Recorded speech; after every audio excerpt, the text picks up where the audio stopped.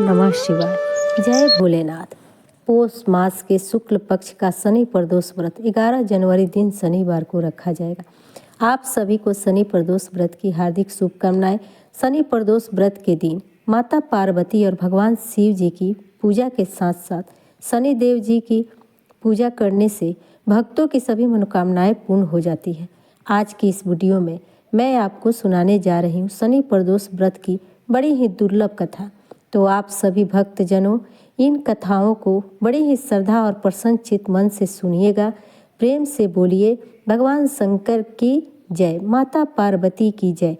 पौराणिक कथा के अनुसार प्राचीन समय में एक नगर में रहने वाला एक सेठ बड़ा ही धनवान था।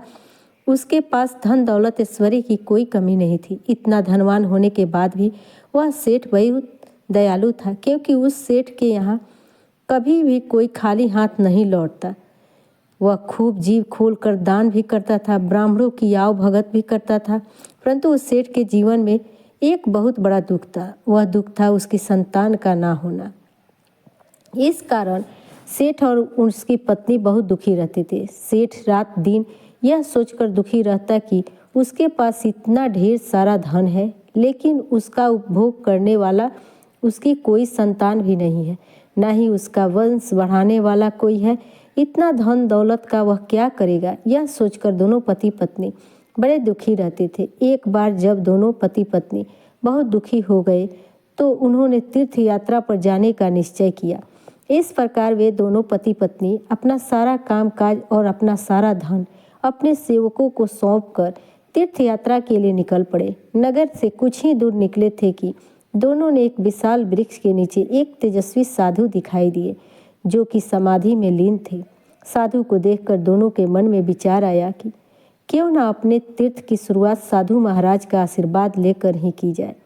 साधु महाराज का आशीर्वाद लेने के लिए दोनों सेठ और सेठानी उनके सामने हाथ जोड़कर समाधि टूटने का इंतजार करने लगे। इंतजार करते करते सुबह से शाम और शाम से रात हो गई, पर साधु महाराज की समाधि नहीं टूटी। इसके बाद भी दोनों पति पत्नी प्रतीक्षा करते हुए वहीं बैठे रहे। आखिरकार अगले दिन प्रातःकाल साधु महाराज समाधि से उठे तो उन्होंने देखा कि दोनों पति पत्नी हाथ जोड़कर वहां उनकी समाधि टूटने का इंतजार कर रहे थे। इसके बाद वे साधु महाराज कहने लगे, मैं तुम्हारे अंदर मन की कथा जान गया हूँ। बस मैं तुम्हारे धैर्य और भक्ति भाव से अत्यंत प्रसन्न हूँ। इसके बाद साधु ने उन्हें संतान प्राप्ति के लिए शनि प्रदोष व्रत के बारे में बताया और पूजा विधि भी बताई। साधु महाराज ने सेठ और सेठानी से कहा कि इस व्रत को तुम पति पत्नी मिलकर श्रद्धा और भक्ति भाव के साथ करो और सभी नियम का पालन कर भगवान शिव और पूरे परिवार की पूजा करो। साथ ही शनि देव की भी पूजा करना। इस व्रत के प्रभाव से तुम्हें संतान सुख अवश्य प्राप्त होगा। साधु महाराज के ऐसे वचनों को सुनकर सेठ सेठानी के मन का दुख बहुत कम हुआ। वे बड़े प्रसन्न होकर उनका आशीर्वाद लेकर तीर्थ यात्रा पर निकल पड़े। जब तीर्थ यात्रा पूर्ण हुई तो दोनों अपने घर लौटे। फिर उन्होंने साधु महाराज के कहे के अनुसार शनि प्रदोष का व्रत पालन किया। इस व्रत के प्रभाव से सेठ जी के घर एक सुंदर बालक ने जन्म लिया। इस तरह जो भी भक्त नियम पूर्वक श्रद्धा और पूजा पाठ करता है और शनि प्रदोष व्रत के नियमों का पालन करता है, शनि देव और भगवान शिव उनकी सभी मनोकामनाएं पूर्ण करते हैं, उनके जीवन के सभी दुख दूर करते हैं। बोलिए शंकर भगवान की जय, शनि देव महाराज की जय। अब आप सुनिए भगवान शिव की कथा। बहुत समय पहले वास्कल नामक गांव में एक बिंदु करी नाम का महापापी रहता था। उसकी स्त्री बहुत सुंदर थी। उसका नाम चंचला था। वह सदा उत्तम धर्म का पालन करती थी, परंतु बिंदु वेश्यागामी था। इस तरह वह कुकर्म करते हुए बहुत समय व्यतीत हो गया। उसके स्त्री काम से पीड़ित होने पर भी धर्म नाश के भय से क्लेश सहकर भी काफी समय तक धर्म भ्रष्ट नहीं हुई, परंतु आगे चलकर वह भी अपने दुराचारी पति के आचरण से प्रभावित होकर दुराचारी और अपने धर्म से विमुख हो गई। इस तरह दुराचार में डूबे हुए उन पति पत्नी का बहुत सा समय व्यर्थ बीत गया। वेश्यागामी दूषित बुद्धि वाला वह दुष्ट ब्राह्मण बिंदु समय के अनुसार मृत्यु को प्राप्त होकर नरक में चला गया। बहुत समय तक नरक की दुखों को भोगकर वह मूढ़ बुद्धि पापी बिंद पर्वत पर भयंकर पिशाच हुआ। इधर उस दुराचारी बिंदु के मर जाने पर वह चंचला नामक स्त्री बहुत समय तक पुत्रों के साथ अपने घर में रहती रही। पति की मृत्यु के बाद वह भी अपने धर्म से गिरकर पर पुरुषों का संग करने लगी और सती विपत्ति में भी अपने धर्म का पालन नहीं करना छोड़ दी। यही तो तप है, कठिन तो होता है लेकिन इसका फल मीठा होता है। एक दिन देवयोग से किसी पुण्य पर्व के आने पर वह अपने भाई बंधुओं के साथ गौकर्ण क्षेत्र में गई। उसने तीर्थ के जल में स्नान किया और बंदी जनों के साथ यहाँ वहाँ घूमने लगी। एक देव मंदिर में गई। वहाँ उसने एक ब्राह्मण के मुख से भगवान शिव की परम पवित्र एवं मंगलकारी कथा सुनी। ब्राह्मण कह रहे थे कि जो स्त्रियां व्याभिचार करती है वे मरने के बाद जब यमलोक जाती हैं तब यमलोक के दूत उन्हें तरह तरह के यंत्रणा देते हैं कि वे उसके कामांगर में दंड से दागते हैं, तब दंड से उसका संसर्ग कराते हैं। यह सारे दंड इतनी वेदना देने वाले होते हैं कि वह जीव पुकार पुकार कर कहता है अब वह ऐसा नहीं करेगा, परंतु यमदूत उसे छोड़ते नहीं हैं। कर्मों का फल तो सभी को भोगना पड़ता है। देव ऋषि मनुष्य सभी इसी से बंधे हुए हैं। ब्राह्मण के मुख से यह वैराग्य बढ़ाने वाली कथा को सुनकर चंचला भय से व्याकुल हो गई। कथा समाप्त होने पर सभी लोग वहां से चले गए। तब कथा पाचने वाले ब्राह्मण देवता से चंचला ने कहा, हे ब्राह्मण, धर्म को न जानने के कारण मेरे द्वारा बहुत बड़ा दुराचार हुआ है। स्वामी, मेरे ऊपर कृपा कर मेरा उद्धार कीजिए और आपके प्रवचन को सुनकर मुझे इस संसार से वैराग हो गया है। मूल पापनी को धिक्कार है, मैं निंदा के योग्य में बुरे विषयों में फंसकर अपने धर्म से विमुख हो गई थी। कौन मुझे जैसी पापनी को मार्ग में मन लगाने वाली साथ देगा। जब यमदूत मेरे गले में फंदा डालकर मुझे बांध कर ले जाएंगे और नरक में मेरे शरीर के टुकड़े करेंगे, तब मैं कैसे उन महायातना को सहन कर पाऊंगी। मैं सब प्रकार से नष्ट हो गई हूँ, क्योंकि अभी तक मैं हर तरह से पाप में डूबी रही हूँ। हे ब्राह्मण, आप मेरे गुरु हैं, आप ही मेरे माता पिता हैं। मैं आपके शरण में आई हूँ, मुझे अमला का आप पर उद्धार कीजिए। इस प्रकार विलाप करती हुई चंचला ब्राह्मण देवता के चरणों में गिर पड़ी। तब ब्राह्मण ने उसे कृपा पूर्वक उठाया, इस प्रकार कहा, नारी, तुम सौभाग्यशाली हो जो भगवान शंकर की कृपा से तुमने वैराग्यपूर्ण यह कथा सुनी है और कथा को सुनकर समय से अपनी गलती का एहसास कर लिया है। तुम डरो मत और भगवान शिव की शरण में जाओ। उनकी परम कृपा से तुम्हारे सभी पाप नष्ट हो जाएंगे। मैं तुम्हें भगवान शिव की कथा सहित वह मार्ग बताऊंगा जिसके द्वारा तुम्हें सुख देने वाली उत्तम गति प्राप्त होगी। शिव कथा सुनने से तुम्हारी बुद्धि शुद्ध हो गई है और तुम्हें पश्चाताप हुआ है तथा मन में वैराग्य उत्पन्न हुआ है। पश्चाताप ही पाप करने वाले पापियों के लिए सबसे बड़ा प्रायश्चित है। जो मनुष्य अपने कुकर्म के लिए प्रायश्चित नहीं करता वह उत्तम गति प्राप्त नहीं करता, परंतु जिसे अपने कुकृत्य पर हार्दिक पश्चाताप होता है वह अवश्य ही उत्तम गति का भागीदार होता है। इसमें कोई शक नहीं है। शुद्ध चित्त में ही भगवान शिव और माता पार्वती का वास होता है। वह शुद्ध आत्मा पुरुष सदा शिव के पद को प्राप्त होता है। इस कथा को श्रवण सभी मनुष्य के लिए कल्याणकारी है, अतः इसकी आराधना और सेवा करनी चाहिए। हे ब्राह्मण पत्नी, तुम अन्य विषयों से अपने मन को हटाकर भगवान शंकर की इस परम पावन कथा को सुनो। इससे तुम्हारे चित्त की शुद्धि होगी और तुम्हें मोक्ष की प्राप्ति होगी। जो मनुष्य निर्मल हृदय से भगवान शिव के चरणों का चिंतन करता है उसकी एक ही जन्म में मुक्ति हो जाती है। यह कहकर वे ब्राह्मण चुप हो गए। उनका हृदय करुणा से भर गया। वे ध्यान में मग्न हो गए। ब्राह्मण का यह उपदेश सुनकर चंचला के नेत्रों में आनंद के आंसू छलक आए। वह हर्ष भरे हृदय से ब्राह्मण देवता के चरणों में गिर गई और हाथ जोड़कर बोली कि मैं कृतार्थ हो गई। हे ब्राह्मण, शिव भक्तों में श्रेष्ठ स्वामी, आप धन्य हैं। आप परमार्थदर्शी हैं और सदा परोपकार में लगे रहते हैं। साधु, मैं नरक के समुद्र में गिर रही हूँ, कृपा करके मेरा उद्धार कीजिए। जिस पौराणिक और अमृत के समान कथा की बात आपने की है उसे सुनकर ही मेरे मन में वैराग्य उत्पन्न हुआ है। उस अमृत कथा को सुनने के लिए मेरे मन में बड़ी श्रद्धा हो रही है। कृपया आप मुझे उसे सुनाइए। कथा सुनने की इच्छा मन में लिए हुए चंचला उन ब्राह्मण देवता की सेवा में वही रहने लगी। उस गौकर्ण नामक महाक्षेत्र में उन ब्राह्मण देवता के सम्मुख चंचला भगवान शिव की भक्ति, ज्ञान और वैराग्य बढ़ाने वाले और मुक्ति देने वाली परम उत्तम कथा सुनकर कृतार्थ हुई। उसका चित्त शुद्ध हो गया। वह अपने हृदय में शिव के सगुण रूप का चिंतन करने लगी। वह सदैव शिव सच्चिदानंदमय स्वरूप का स्मरण करती थी। इसके बाद अपना समय पूर्ण होने पर चंचला ने बिना किसी कष्ट के अपना शरीर त्याग दिया। उसे लेने के लिए एक दिव्य विमान वहां पहुंचा। वह विमान शोभा साधनों से सजा हुआ था, शिवगढ़ों से सुशोभित था। चंचला विमान से शिवपुरी पहुंची। उसके सारे पाप धुल गए। वह दिव्य रूप धारिणी दिव्यांगना हो गई थी। वह गौरांगी देवी मस्तक पर अर्धचंदन का मुकुट और अन्य दिव्य आभूषण पहने शिवपुरी में पहुंची। वहां उसने सनातन देवता त्रिनेत्रधारी महादेव शिव को देखा। सभी देवता उनकी सेवा में भक्ति भाव से उपस्थित थे। उनकी अंगक कांति करोड़ों सूर्य के समान प्रकाशित हो रही थी। मुख और हर मुख में 3-3 नेत्र थे। मस्तक पर अर्धचंद्रन आकार मुकुट शोभायमान हो रहा था। कंठ में नीलचिन्ह। उनके साथ में देवी गौरी विराजमान थी, जो विद्युत पुंज के समान प्रकाशित हो रही थी। महादेव की कांति कपूर के समान गौर थी। उनके शरीर पर श्वेत वस्त्र थे तथा शरीर श्वेत भस्म से युक्त था। इस प्रकार भगवान शिव के परम उज्ज्वल रूप के दर्शन कर चंचला बहुत प्रसन्न हुई। उसने भगवान को बारंबार प्रणाम किया और हाथ जोड़कर प्रेम, आनंद और संतोष से युक्त होकर विनीत भाव से खड़ी हो गई। उसके नेत्रों से आनंद के आंसू की धारा बहने लगी। भगवान शंकर और भगवती गौरी उमा ने करुणा के साथ सौम्य दृष्टि से देखकर चंचला को अपने पास बुलाया।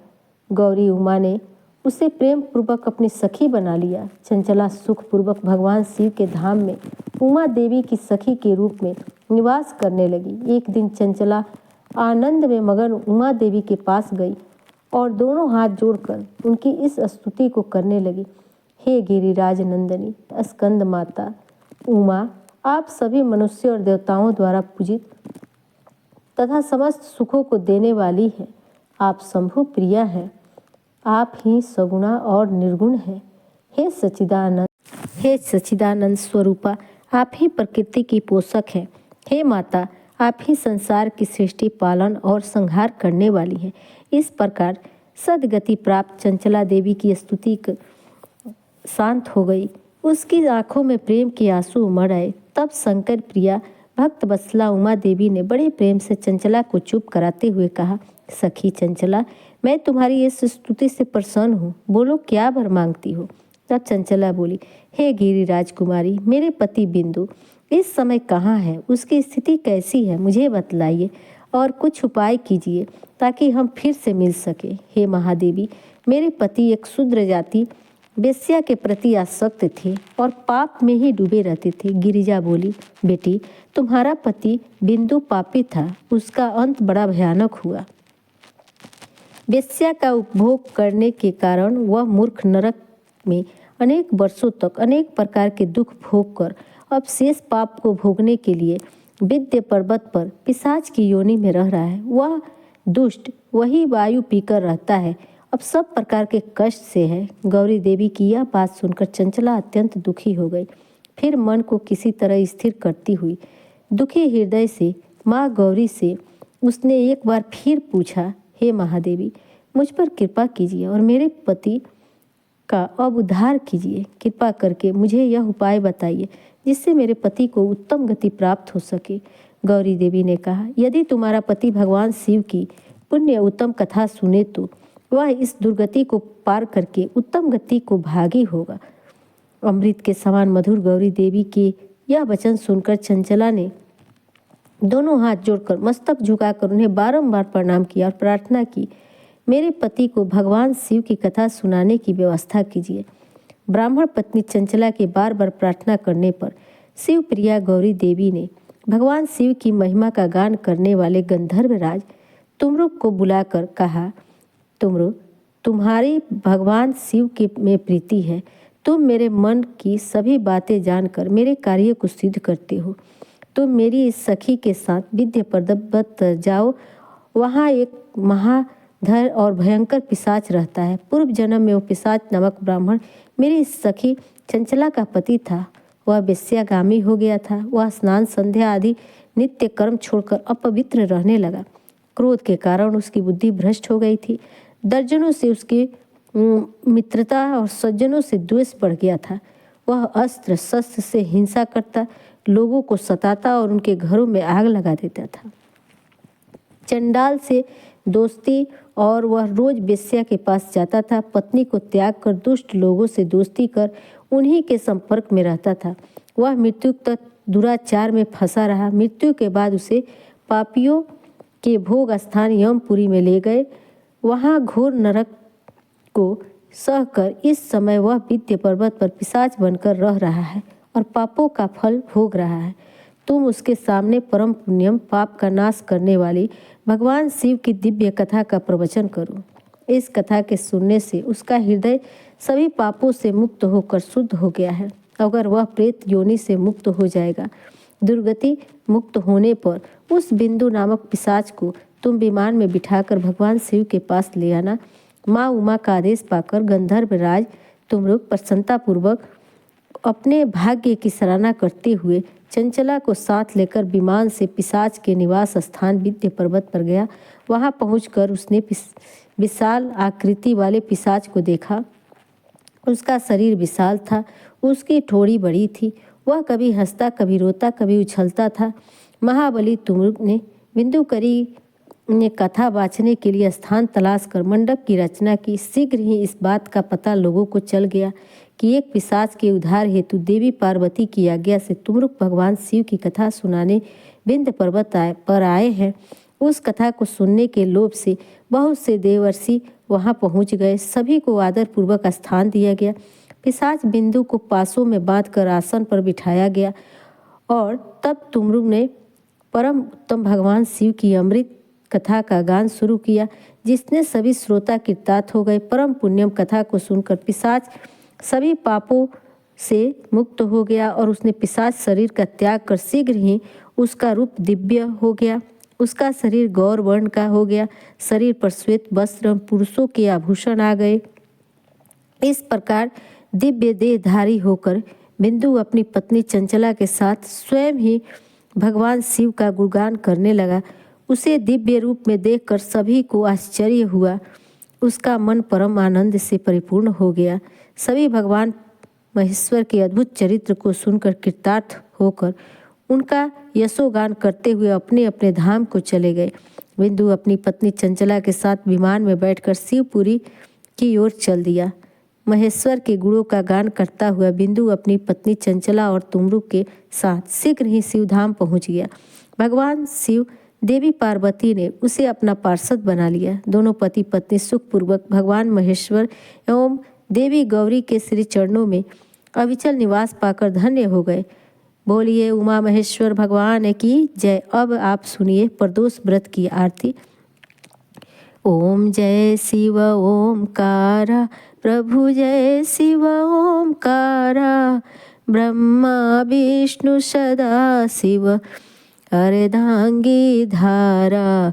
ओम जय शिव ओमकारा, एकानन चतुरानन पंचानन राजे, स्वामी पंचानन राजे। हंसासन गरुड़ासन, हंसासन गरुड़ासन, वृषवाहन साजे। ओम जय शिव ओमकारा, दो भुज चार चतुर्भुज, दस भुज अति शोभे, स्वामी दस भुज अति शोभे। त्रिगुण रूप निरखते, त्रिगुण रूप निरखते, त्रिभुवन जन मोहे। ओम जय शिव ओमकारा, अक्षमाला वनमाला मुंडमाला धारी, स्वामी मुंडमाला धारी।